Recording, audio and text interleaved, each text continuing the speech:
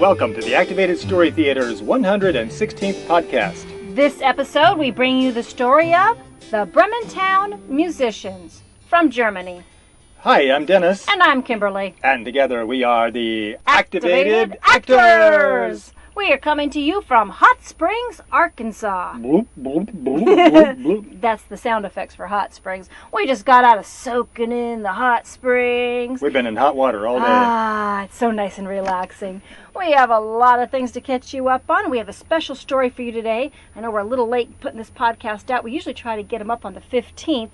But we have a very special episode for you this time because we did not record the story. Hey, we're taking a vacation this time. We are, sort of. Taking a vacation in Hot Springs. We have guest stars this time around, and you'll be listening to the story as told by Mrs. Halstead's 3rd and 4th graders, who we taught a podcasting workshop to at the Forest Heights Elementary, and they're from Harrison, Arkansas. So they'll be telling you a story pretty quick here, but we're going to get you caught up in some of the things that we've been doing since we last spoke to you. Well, we mentioned before that we were on our way to the Puppetry Center, the Center for Puppetry Art in Atlanta, and we went there for, we've toured the Center for Puppetry Arts before, but we went this time for a workshop, which was called a Resonant Objects Workshop. It's a fancy name for things that you find around the house that mean something to you, and it means it has some meaning for you. And there were about 12 of us in the workshop, and we each brought 2 objects that had some resonance, some meaning for us. One of mine was my snorkel. Yeah, Dennis brought his snorkel. Because I snorkeled in Hawaii on my birthday. So special things, that's what's resonant objects. Then we would just kind of put these things together and have people do different theatrical poses and kind of create theater. Interesting way to kind of come up with little scenarios that could be used on stage. So we had that workshop, and that was in Atlanta, Georgia. We also did a tour of the house, and I think this is really special. We did a tour of the house where Helen Keller grew up. And was born, in fact. She was born there. She was born there. She grew up there. Anne Sullivan taught her sign language there. That's where she discovered the mysteries of language. You can see the pump that Anne Sullivan used. If you're not familiar with the story, Helen Keller was a blind and deaf person, and Anne Sullivan was her teacher, and they were really having a hard time communicating with, how do you communicate with somebody who's blind and deaf? And she was the first person who had both of those conditions where they broke through and were able to teach her to communicate, and she was brilliant. The water pump is basically where she discovered language. Anne Sullivan kept repeating the signs for water, spelling it into her hand over and over as the water was splashing on her hands, and something just clicked. If you're not familiar with Helen Keller, I really suggest you do a little bit of research and find out about her. She's amazing. This was in Tuscumbia, Alabama, by the way. Yes. And there's a play called The Miracle Worker about Anne Sullivan making this big breakthrough with Helen Keller. A very well-known play, and every summer they staged that play on the grounds of the house where Helen Keller was born. Yes. We also performed in a school not too far from there, and it's kind of a special school. At least we thought it was, well, a lot of our schools are special, but what we liked about this one is they have a mascot for this school, and the mascot is a lion, and they actually have lions. Of course, they're associated with the college, and they actually have 2 lions that are real, and you can see them right there at the school. That was Florence, Alabama. Florence, Alabama, just north of Tuscumbia. Florence is the birthplace of W.C. Handy, the father of the blues. Oh, okay. Well, we know you guys are excited for the story coming up, Bremen musicians, so just after this break, we're going to get to the story. Hey, did you know you can hear Activated Stories while on the go with Stitcher Smart Radio? Stitcher is a free news and talk mobile app available for your smartphone. Downloading is quick and easy. Then, during registration, hit the promo code box and enter Storytellers to get automatically entered to win $100. Whoa! You'll get access to lots of other amazing shows too, always available to you on demand, no syncing. It's Stitcher Smart Radio. And don't forget to enter the promo code Storytellers when you register. The story of the Bremen musicians from Germany. One day, a mule was out on a farm, and the farmer came out with a plow, and he didn't know what to do because he was too old to plow anymore.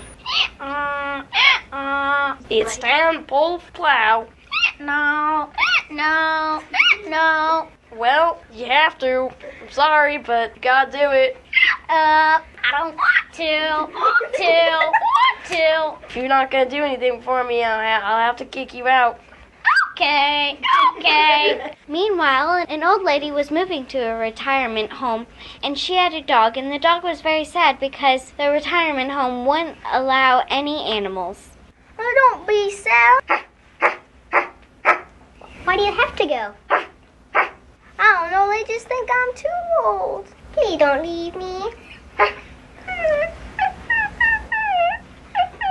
I guess I can't just stay here. I have to go somewhere else. Meanwhile, there was a cat owner that all he wanted was his cheese, and there was a mouse that just kept eating it.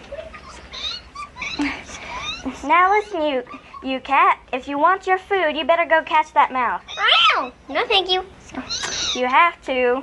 Ow! I said no. Well, if you're not gonna, I guess you gotta hit the road. Goodbye. Meow. Meanwhile, there was a rooster, and it just couldn't crow. He wasn't sick or anything, he just couldn't crow. I woke up late. All your fault.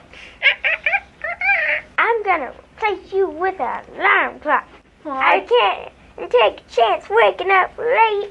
Well, I might as well just go if you don't have a use for me anymore. One day, there was a Beatles concert, and all the animals heard it, and they all went there and all sat by each other. It's been a hard day's night. I've been working like a dog. Then, all the animals decided that they should start a band. I'm the rooster. I don't have a home anymore. Wow, I'm the cat. My owner kicked me out because I won't chase a mouse. I'm a mule. Maybe we can start a band. I'm a dog. Can I join your band? Wow, sure. And that was that. They started to go to the city. Report, there has been a robbery at a jewelry shop. What are we gonna do with all this money? I say we spend it on eBay. Well, what'd you go buy on it?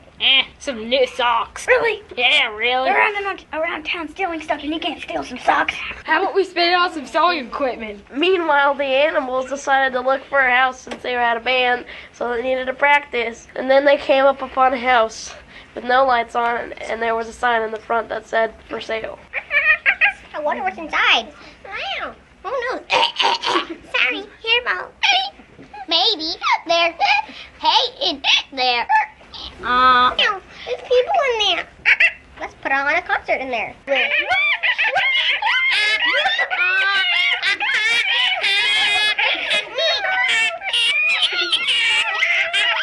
Holy moly, the police got here. How have they caught up with us already? No sewing equipment. Let's get out of here. The robbers ran away and took all their money with them, while the animals went in the house. I haven't gotten a meal like this in days. Wow. Look, is that a safe? Wow. Who knows? Maybe there's more money in there. So the leader of the gang of bandits went in the house and decided to look around. What was that? Wow. Ah, what the?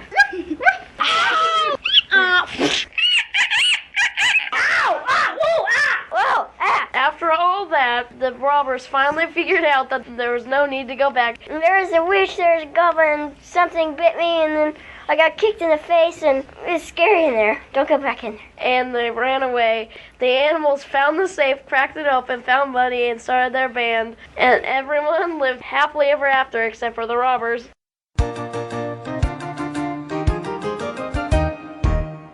And it was a lot of fun putting that together. We spent about an hour and a half with these students. They wrote the story. Oh yes, that's something we should point out. They made it. They totally made up the lines Yes. on the spot. Yes, so Yeah. they are very talented kids from the 3rd and 4th grade of Mrs. Halstead's class. We had a workshop with them. We introduced them to the ins and outs of podcasting. The ins and outs and in-betweens and all arounds abouts. And it was an introduction to podcast. Can't teach everybody everything in a short amount of time, but it was a simple setup we had there, no script. It was recorded on an MP3 player. Yep. So just to show you what you can do with simple materials. And we just kind of went over the story so everybody was on the same page. We got up and we recorded it. I think they did a great job. Yeah. So thank you guys very much for helping us out. Thank you for giving us a vacation. Thanks to our friends at the Garland County Library. We have our t-shirts all ready for the summer reading program. Beautiful blue t-shirts. Dream big. They look good this year. They really do. We just performed at the Garland County Library this week. We want to give a big shout out to a very special family from Austin, Texas. They drove about 488 miles to see our show here in Hot Springs, Arkansas.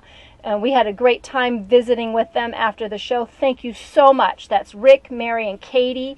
We really appreciate you guys making such an effort to come and see one of our shows. And these guys are real serious outdoor people. They go hiking and camping for days at a time. They do. And they do rock climbing and hiking. They're gone for days at a time. And Katie is 9 years old. She and her parent go hiking all over the place. So very fascinating people to meet. We are so happy you guys have been listening to our podcast and you made such an effort to come to our show. Thank you, thank you, thank you. And we are looking forward to giving you guys a new story next time we come back with our podcast, which should be about the middle of April. By then, we're going to be in California. Yes. We'll be doing some shows out in the Bay Area, Sacramento area. We have some shows coming up in Solano County. We'll be performing at the Rio Vista Library, the Vacaville Library. And that will be on April 11th. It will be at those two libraries. That'll be for National Library Week. That's coming up. I'm excited about National Library Week. We also have a show coming up in San Leandro on the 18th. Belvedere Tiburon will be at that library on April 26th. But by then we should have another podcast up so we can tell you all about our other shows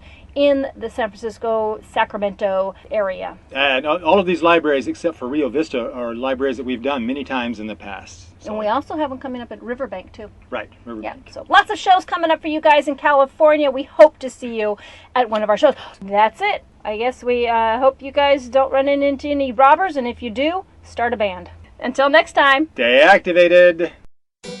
Activated Story Theater is committed to bringing fun, educational shows to schools and libraries nationwide. On stage, we use physical comedy, American Sign Language, imaginative props, and a giant, oversized book to bring multicultural folktales to life. For booking information, check out our website, activatedstorytheater.com, where you can also find out when the activated actors will be performing near you. Read a story or order one of our audio CDs. You can subscribe to this podcast on iTunes or listen on Stitcher. We look forward to your comments and folktale suggestions. Stay activated. Until next time.